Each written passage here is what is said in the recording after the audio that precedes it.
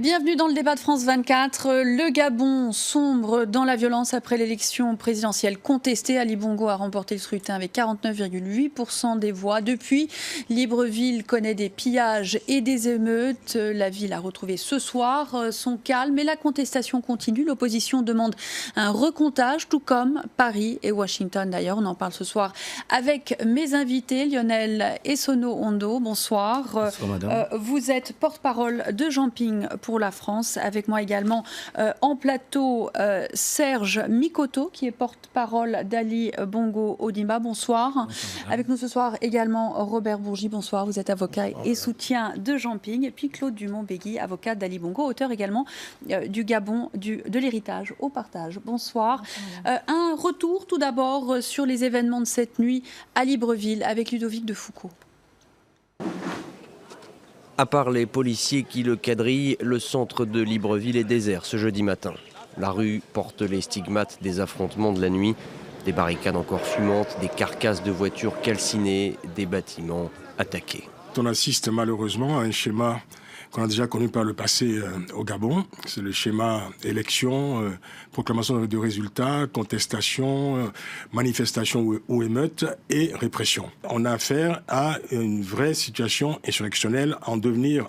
Selon l'opposition, au moins 2 personnes ont été tuées, plusieurs blessées dans l'assaut des forces de sécurité contre le QG de Jumping, un assaut en représailles à l'incendie de l'Assemblée nationale.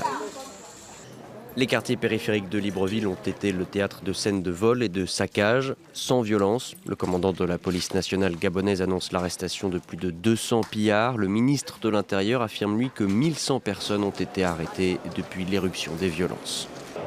La situation au Gabon a fait réagir Paris par la voix de son ministre des Affaires étrangères. La France est préoccupée par la situation au Gabon, souhaite que le vote du peuple gabonais soit respecté, que s'il y a des contestations, elles doivent être faites par la voie juridictionnelle et non pas par la violence. Et puis nous demandons, pour qu'un signe fort soit donné de transparence, que les résultats des élections soient donnés bureau par bureau. Le président François Hollande demande lui aussi la transparence et appelle à l'apaisement. Un recomptage et une publication détaillée des résultats, c'est également ce que réclame l'opposition, surtout dans la région du Haut-Ogooué, où Ali Bongo est crédité de plus de 95% des voix, avec une participation qui flirte avec les 100%. Lionel Essonneau-Ondo, est-ce qu'il faut un recomptage ? Oui, nous pensons qu'effectivement le recomptage est inévitable, d'autant plus que tous les partenaires du Gabon, les amis du Gabon se sont prononcés là-dessus. C'est l'une des principales demandes du candidat Jumping. Le recomptage est nécessaire dans la mesure où il faut que la vérité éclate au grand jour et que le vote de la population gabonaise qui s'est exprimée massivement soit respecté cette fois-ci. Ça fait bientôt 20 ans que le Gabon est entré dans le processus démocratique et à chaque fois, nous assistons à la même mascarade, au même scénario. On conteste les élections, on met l'armée dehors, on matraque les opposants, on emprisonne. Je pense que cette fois-ci, nous avons atteint le fond.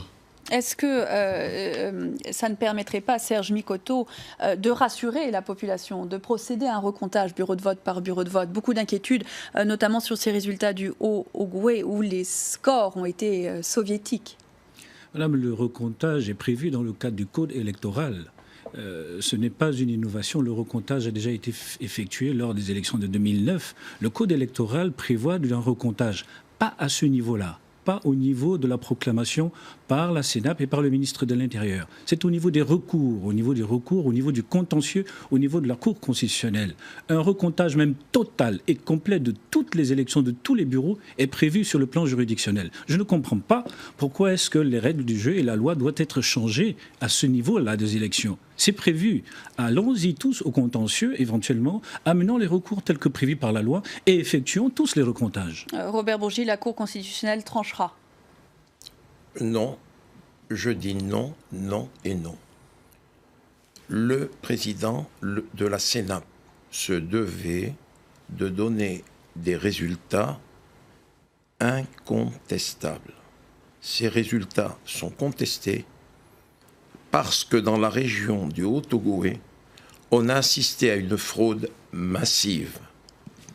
Et si les États-Unis, si l'Union européenne si le Quai d'Orsay, par la voix de son ministre des Affaires étrangères, souhaite, les Américains disent, exigent un recomptage des voix bureau par bureau, c'est que quelque part, il y a un doute profond.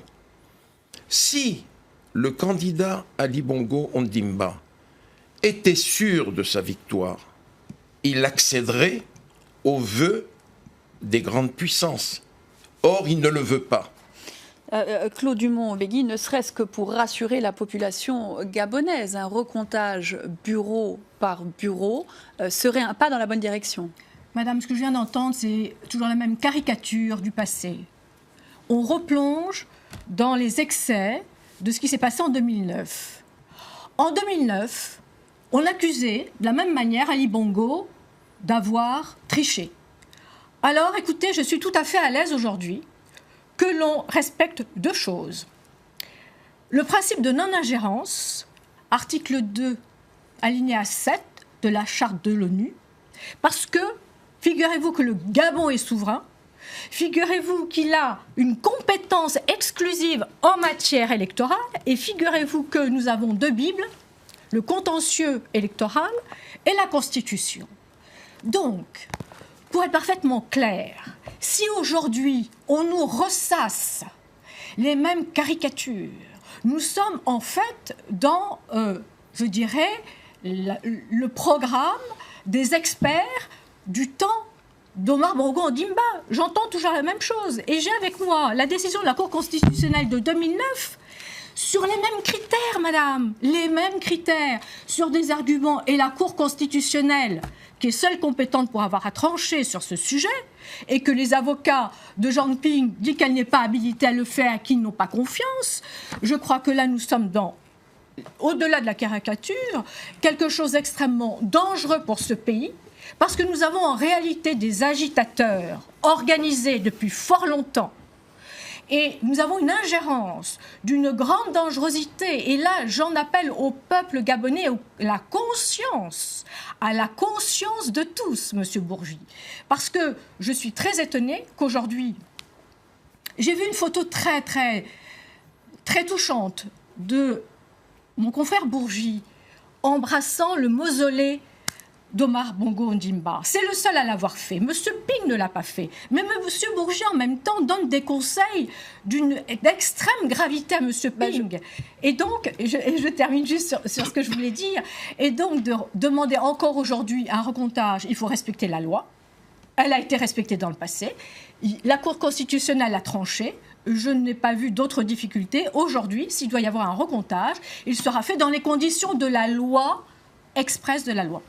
Lionel et Sono-Ondo, pourquoi ne pas faire confiance à la Cour constitutionnelle, à la loi gabonaise, qui est très claire sur le sujet? Madame, je pense que nous n'allons pas tomber dans les excès de maître Begedi. Je vous interromps, jeune homme. Il n'y a pas de maître ici, ni elle ni moi. Il n'y en a pas. Voilà, madame, vous assistez là, très clairement, à ce qui se passe au niveau du Gabon. Non. Voilà, il y a quelqu'un qui arrive et qui dit à un compatriote, je vous interdis de, ne faites pas ça. C'est déplorable. Je vous redonne la parole. Madame, merci de me redonner la parole. J'allais tout simplement dire que nous n'allons pas tomber dans les excès de l'avocate de monsieur Ali Bongo. Merci. Nous connaissons pertinemment le contexte qui est assis au Gabon actuellement. Nous avons l'opposition, j'entends, à introduire un certain nombre de procédures. D'abord, pour invalider l'élection, la candidature, disqualifier M. Ali Bongo de la candidature sur le fondement de l'article 10, alinéa 4 de notre loi fondamentale que Madame a brandi avec beaucoup de vigueur. Nous pensons que cette juridiction, la Cour constitutionnelle, est entachée d'impartialité depuis bientôt 2 décennies. Madame Madeleine Mouranto est ni plus ni moins que la belle-mère de M. Ali Bongo Ondimba, et tout le monde le sait, puisque Mme Madeleine Boranto a eu des enfants avec M. Omar Bongo Ondimba. Elle ne peut pas dire le droit correctement, et c'est pourquoi vous pouvez comprendre que aisément l'opposition, le peuple gabonais a une certaine forme de défiance face à cette justice. Madame, le Gabon est signataire d'un certain nombre de chartes, parmi lesquels la charte africaine de démocratie des élections et de la gouvernance. Cette charte dit à son article 2-5, promouvoir et protéger l'indépendance de la justice. La justice n'a jamais, elle n'est pas indépendante. Je parle de mon pays. C'est un pays que nous aimons tous. Je ne suis pas là pour faire de l'agitation. Nous parlons de l'avenir du Gabon, des enfants du Gabon, du peuple gabonais. Et donc, on ne peut pas dire tout et n'importe quoi. Je ne peux pas accepter ici que des arguments, des faits factuels, connus de tous, soient traités avec autant de légèreté. Lesquels, monsieur ? Quels arguments dites? L'argument selon lequel l'opposition serait une bande d'agitateurs qui veulent pourrir la situation au Gabon, que M. Jean-Ping n'est pas quelqu'un de sérieux. Je vous rappelle que M. Jean-Ping a été président de la Commission de l'Union africaine. Et à ce titre, il a fait preuve de beaucoup de compétences dans la gestion des crises. Ce n'est pas un homme de violence, c'est un homme de paix, c'est un homme de démocratie. Et il a prouvé, parce que le peuple gabonais, dans sa majorité, a plébiscité M. Jean-Ping. Je me rappelle, alors à ce moment-là, effectivement, lorsque Jean-Ping était à l'Union africaine, je me rappelle qu'il passait dans chacun des pays où il y avait éventuellement quelques problèmes au niveau des élections, rappeler à juste titre que la voie démocratique devait être respectée et que l'autoproclamation de succès n'était pas une valeur de la démocratie. Je suis étonné que cette même personne, si je peux me permettre, s'il vous plaît. Excusez-nous. Il n'y a pas de problème. Si vous voulez prendre la parole, allez-y. Mais j'aurais souhaité terminer ma phrase. Et je suis donc étonné que mon propre compatriote Jean-Ping n'appelle pas son propre pays, ses propres partisans, au calme. Lorsque l'on parle d'ingérence étrangère, c'est un fait avéré, madame, c'est un fait avéré. Nous avons la preuve au niveau du Gabon qu'un certain nombre de compatriotes d'un pays frère, la Côte d'Ivoire, sont rentrés au Gabon avec des méthodes subversives. Et que ça fait partie de ces personnes-là qui, nous avons des enregistrements et des preuves que ces personnes... Vous pensez au conseiller d'Alassane Ouattara ? Bien sûr, madame, que ces personnes-là ont tenté de corrompre un certain nombre de personnes au niveau de la CENAP. Et je vous rappelle que la CENAP est composée de façon égalitaire, 50% opposition, 50% majorité. Voilà la composition. Et voilà les ingérences étrangères. Mais je ne parle pas que simplement de ce conseiller-là. Je voudrais juste donner la parole à Robert Bourgi, vous qui connaissez bien le Gabon, qui était très proche d'Omar Bongo, Hélas. Et qui avait soutenu Ali Bongo en 2009. Ne faites-vous pas confiance au système gabonais ? Madame, je remercie Madame Dubon-Begui d'avoir appelé la vie politique en 2009. Et les élections présidentielles en 2009. Il se trouve, madame, que j'ai été le seul à défendre la candidature d'Ali Bongo Ondimba en 2009. J'ai bravé la tempête médiatique. Alors, s'il vous plaît, je connais Ali Bongo Ondimba depuis 35 ans. Je le connais de manière familiale, de manière personnelle. Et je suis rentré dans sa famille. Je vous remercie d'avoir appelé qu'en novembre 2015, j'ai embrassé la tombe d'Omar Bongo Ondimba. Et laissez-moi parler, oui, s'il vous plaît. Je vais vous poser une question. Dans toutes mes interventions pendant la campagne présidentielle, en Afrique et en France, je n'ai cessé de remercier Ali Bongo Ondimba de m'avoir permis d'embrasser la tombe de celui que je considérais comme mon père. Mais, madame, 2009 n'est pas 2016. Qu'est-ce qui a changé ? Je vais vous dire quelque chose. Si j'avais pu lire, comme les devins, ce qui allait se produire, jamais je n'aurais soutenu Ali Bongo Ondimba en 2009. Son père, du temps du président Sarkozy et de M. Gué en secrétaire général de la présidence de la République, me l'a confié. Toute l'opposition m'est tombée dessus, celle d'aujourd'hui. Comment tu favorises Ali et tout, et tout, et tout? C'était la parole sacrée du patriarche. Je l'ai mené à l'Élysée.